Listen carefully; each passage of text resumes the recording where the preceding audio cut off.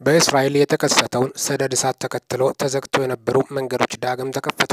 እስራኤል ያጋጠማትን ከባድ ሰደድ እሳት ተከትሎ መንገዶች እንዲዘጉ ተደርጎ ነበረ። ከኢየሩሳሌም በቅርብ ርቀት ላይ የተከሰተው ከባድ ሰደድ እሳት መዛመቱን ተከትሎ ነዋሪዎች አካባቢያቸውን ለቀው እንዲወጡ ትዕዛዝ አስተላልፈዋል። ባለፈው ከባድ የአየር ጠባይና በኃይለኛ ነፋስ ታግዞ እየተዛመተ የሚገኘውን የሰደድ እሳት ለመቆጣጠር የእሳት አደጋ ሰራተኞች ጥረት በማድረግ ላይ መሆናቸውን ሲኤንኤን ዘግቧል። የእስራኤል መከላከያ ሚኒስቴር ሀገሪቱ ብሔራዊ የአደጋ ጊዜ ላይ መሆኗን ገልጾ የሰደድ እሳቱን ለመከላከል የዓለም አቀፉን ማህበረሰብ ድጋፍ ጠይቋል።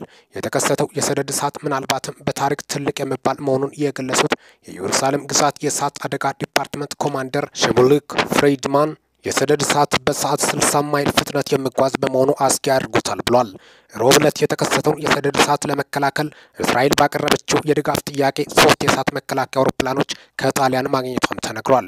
የፈረንሳይ ፕሬዝዳንት ኢማኑኤል ማክሮንም የአደጋ ጊዜ የሚሆኑ አጋዥ ቁሳቁስ መላካቸውም ተዘግቧል። እንደ ፍራንስ 24 ዘገባ ሚኪ ነኝ ከሚኪታ ኢንፎ ቻናል ሰብስክራይብ በማድረግ ወቅታዊና ታማኒ መረጃ አግኙ። ሰላም ቆዩልኝ።